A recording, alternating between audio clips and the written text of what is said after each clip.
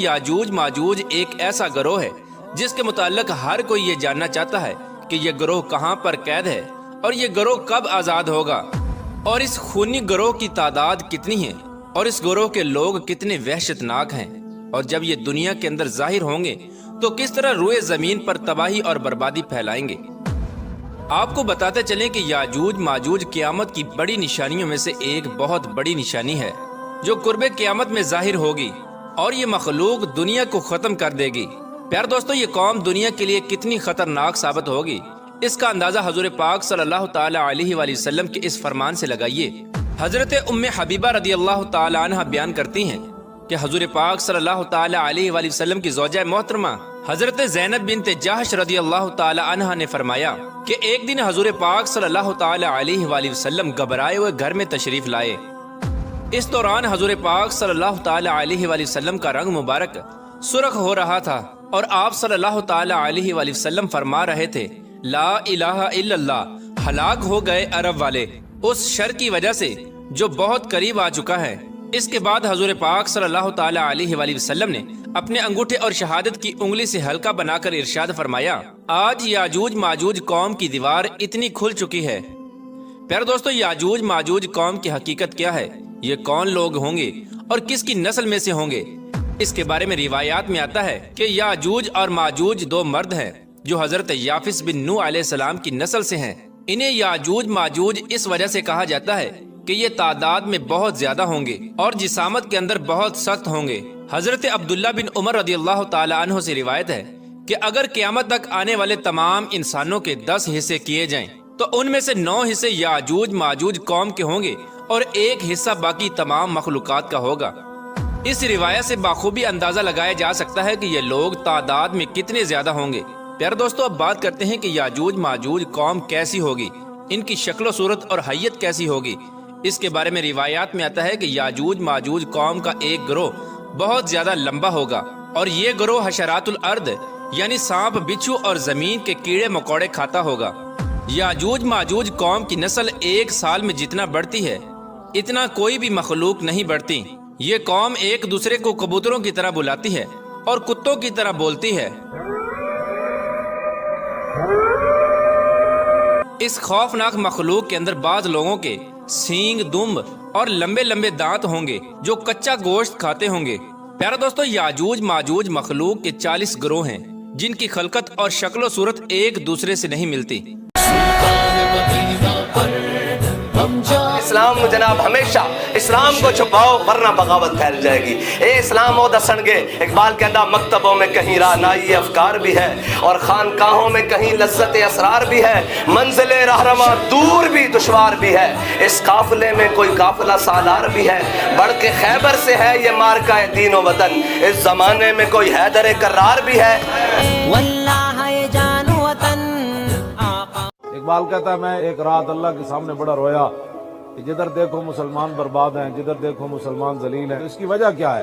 اقبال کہتا ہے مجھے آواز آئی، تجھے نہیں پتا یہ کلمہ حضور کا پڑھتے ہیں اور ایڈیل غیروں کو سمجھتے ہیں، اسی لیے یہ ذلیل ہو رہا ہے۔ اقبال کہتا ہے سبب اس کا کچھ اور ہی ہے جس کو تو خود سمجھتا ہے کہ زوال بندہ مومن کا بے زری سے نہیں۔ جب رسول اللہ کا کلمہ پڑھنے کے بعد بندہ دین کے بعد عجیب دور ہے، اب کردار کوئی معنی نہیں رکھتا۔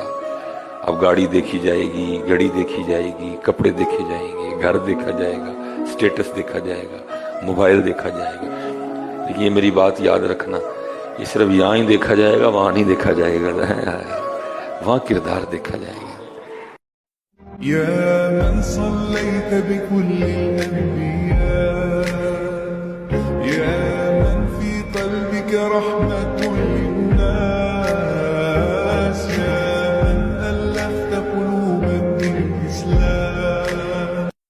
الحمدللہ ہر مسلمان فجر کی سنتیں تو پڑھتا ہے، لیکن ان سنتوں میں پڑھنا کیا چاہیے وہ ہم میں سے اکثر کو نہیں پتا، اور ان کی امپورٹنس کیا ہے۔ اللہ کے نبی فرمایا صلی اللہ علیہ وسلم کہ فجر سے پہلے کی جو 2 سنتیں ہیں، جو شخص ان کو پڑھتا ہے it is better than this world and everything it contains، دنیا اور مافیہ سے 2 سنتیں بہتر ہیں۔ اور اللہ کے نبی صلی اللہ علیہ وسلم کا رویہ ہمیں پتہ ہے کہ وہ سفر اور حضر، ٹریولنگ میں ہوں یا گھر پہ ہوں، ان سنتوں کو کبھی نہیں چھوڑتے تھے اور وتر کو بھی کبھی نہیں چھوڑتے تھے۔ اب اس میں پڑھنا کیا چاہیے؟ یہ اللہ کے نبی کی سنت ہے صلی اللہ علیہ وسلم کے پہلی رکعت میں وہ قل یا ایھا الکافرون پڑھا کرتے تھے اور دوسری رکعت میں وہ سورہ اخلاص پڑھا کرتے تھے. ہم میں سے اکثر سنتیں پڑھتے تو ہیں لیکن شاید دونوں میں سورہ اخلاص پڑھ لی یا کوئی اور صورتیں پڑھ لی. رسول اللہ صلی اللہ علیہ وسلم کا یہ معمول تھا کہ فجر کی ان دو سنتوں میں پہلی رکعت میں سورہ کافرون which is قل یا ایھا الکافرون اور دوسری رکعت میں سورہ اخلاص which is قل هو اللہ احد پڑھا کرتے تھے. تو انشاءاللہ اللہ کے نبی کی ہر سنت میں خیر بھری ہوئی ہے اور اگر ہم اللہ کے نبی کی سنتوں کی قدر کریں گے تو ذو العرش المجید فعال لما یرید اللہ سبحانہ و تعالی ہماری لوگوں میں قدر کریں گے. تو اس سنت کو بھی تازہ کریں اپنی لائف میں اور لوگوں کے ساتھ شیئر کریں as much as you can.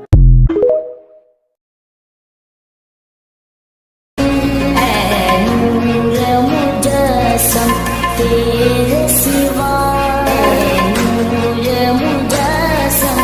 تیرے سوا محبوب خدا کا کوئی نہیں کوئی نہیں رسول کی مدد.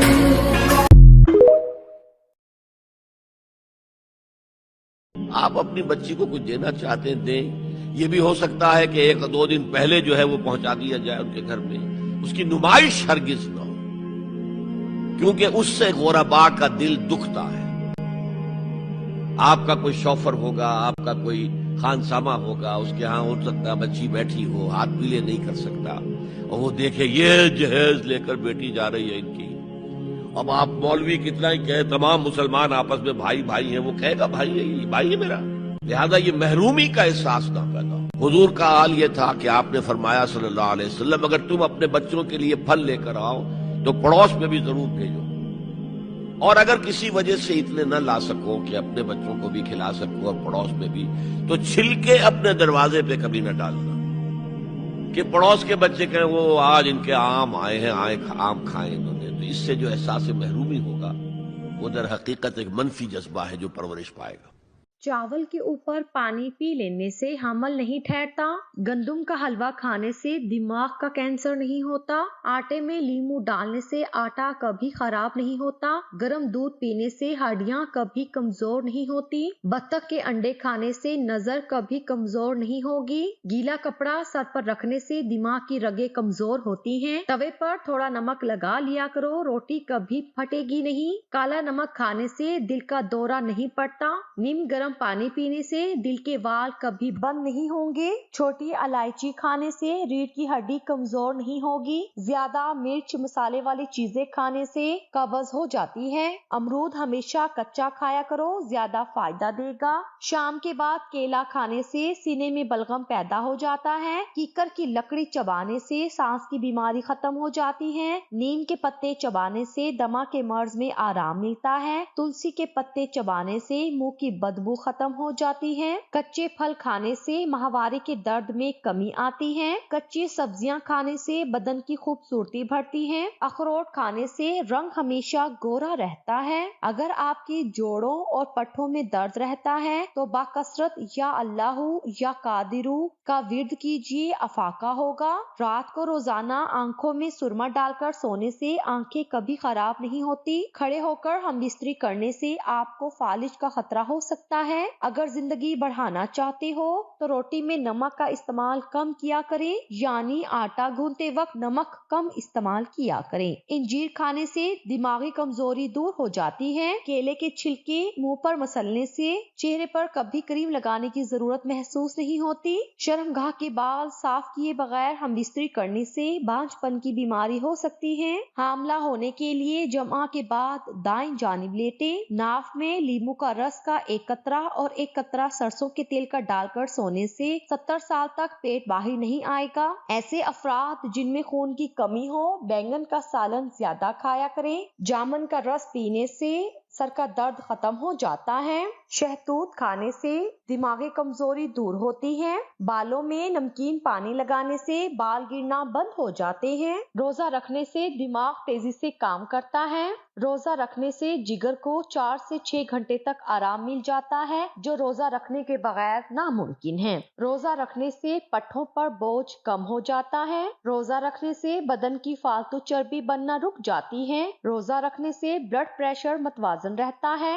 بادام کو پیس کر گاجر کے ساتھ کھانے سے ذہن تیز ہو جاتا ہے۔ چنے کے ساتھ باجرے کی روٹی کھانے سے دماغی کمزوری دور ہو جاتی ہے۔ نہار منہ آڑو کھانے سے حافظہ مضبوط ہوتا ہے۔ شکرقندی میں زیتون کے چند قطرے ڈال کر کھانے سے دماغ کی نسیں کھل جاتی ہیں، جس سے دماغ تیزی سے کام کرنے لگتا ہے۔ سورج مکھی کے تیل سے ماتھے کی مالش کرنے سے ذہن اتنا تیز ہوگا کہ کوئی بھی بات کبھی بھولے گی نہیں۔ بھنے ہوئے چنے کھا کر اوپر سے انار کا رس پی لینے سے ذہانت میں اضافہ ہوتا ہے۔ شیشم کے درخت کو دیکھنے سے یادداشت تیز ہو جاتی ہے۔ چھینک کو روکنے سے دماغ کمزور ہو جاتا ہے۔ شہد، لیمو کا رس اور زیتون کا تیل صبح کے وقت مکس کر کے پینے سے گردے کی پتھری خارج ہونا شروع ہو جاتی ہے۔ ناشتے میں گندم کا دلیا کھانے سے شوگر کا مرض ختم ہو جاتا ہے۔ اگر مثانے کی کمزوری کا مسئلہ ہو تو چھوٹی الائچی پانی میں ابال کر پینے سے مثانے کی کمزوری دور ہو جاتی ہے۔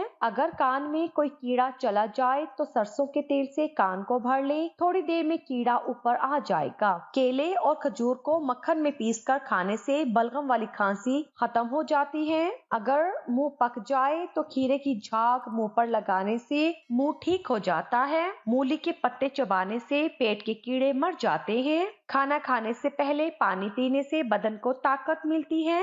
گوشت کھانے سے پہلے نمک چکھ لینے سے گوشت جلدی ہضم ہو جاتا ہے۔ خالی پیٹ نہانے سے مردانہ طاقت میں اضافہ ہوتا ہے۔ سوتے وقت الٹا سونے سے دماغ کمزور ہو جاتا ہے۔ روزہ دار کو کمزور کرنے والی چیزیں: بناسپتی گھی کا استعمال، سحری کے لیے نہ اٹھنا، سحری میں حد سے زیادہ کھانا، دن میں حد سے زیادہ سونا، روزے کی حالت میں پانی میں زیادہ دیر تک رہنا، زیادہ چائے پینا، مرچوں یا مسالے دار کھانوں کا استعمال زیادہ کرنا، میٹھے کھانوں کا استعمال زیادہ کرنا۔ آڑو کھانے سے گردوں کی بیماریاں ختم ہو جاتی ہیں۔ حضرت ابراہیم علیہ السلام کو 100 سال تک ہنسی نہیں آئی تھی۔ شیطان انسان کے جسم کے ناک کے حصے میں رات گزارتا ہے۔ سرما لگانے کے بعد اگر 3 مرتبہ آنکھوں کو جھپکایا جائے تو اس سے آنکھوں کی روشنی تیز ہوتی ہے۔ افطاری اور کھانا کھانے کے فوراً بعد چائے پینے سے پرہیز کریں۔ کھانے کے 1 گھنٹے بعد چائے پی سکتے ہیں۔ لفافے کو 1 گھنٹے کے لیے فریج میں رکھنے سے اس کی سیل کھل جائے گی۔ اگر آپ کچھ شامل کرنا بھول گئے ہیں تو یہ جاننے کے لیے ایک اچھی ٹپ تھی۔ اگر آپ کو تیزابیت ہو رہی ہے، بار بار گلے میں مرچوں کا ذائقہ محسوس ہو رہا ہے، تو ایسے میں خربوزے کا استعمال تیزابیت، سینے کی جلن اور قبض میں راحت پہنچاتا ہے۔ ماہ رمضان میں اکثر افراد کو تیزابیت کی شکایت رہتی ہے، تو اس ماہ مبارک میں اس کا استعمال بے حد مفید ہے۔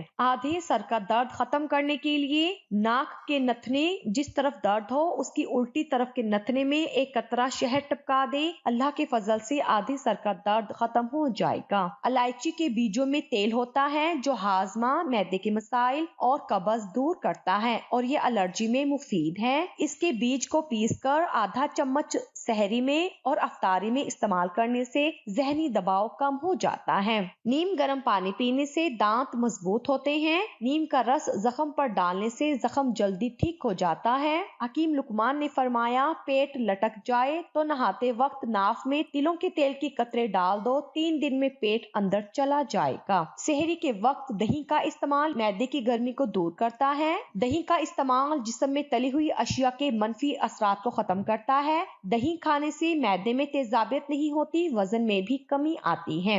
ورزش اور یوگا کرنے سے پہلے 1 مالٹا ضرور کھائیں۔ اسے کھانے سے ورزش کرتے ہوئے تھکاوٹ کی وجہ سے آپ کے مسلز میں درد نہیں ہوگا۔ بینگن بھوک لگاتا ہے۔ اگر آپ کے سلور کے برتنوں پر کسی وجہ سے زنگ وغیرہ لگ رہا ہے تو پھر کیلے کے چھلکوں کو ان برتنوں کے زنگ زدہ حصوں پر خوب اچھی طرح رگڑیں۔ آپ دیکھیں گے کہ چند ہی منٹوں میں برتن کی چمک دمک آپ کو حیران کر کے رکھ دے گی۔ آلو کم سے کم استعمال کرنا چاہیے کیونکہ یہ بادی ہوتا ہے۔ روزے کی حالت میں انجیکشن لگوانا جائز ہے، خواہ رگ میں لگوایا جائے یا گوشت میں۔ اگر آپ کا منہ خشک ہو جائے تو منہ سے بدبو آتی ہے، آپ کو چاہیے کہ رات کے وقت خاص طور پر سحری کے ٹائم پانی کا زیادہ استعمال کریں۔ سحری کے وقت دہی کا استعمال معدے کی گرمی کو دور کرتا ہے اور منہ سے نکلنے والے چھالوں، آنتوں اور جسمانی کمزوری اور خون کی کمی کو دور کرتا ہے۔ گھر میں سفید رنگ کا پینٹ کروانے سے گھر میں مچھر کبھی داخل نہیں ہوتے۔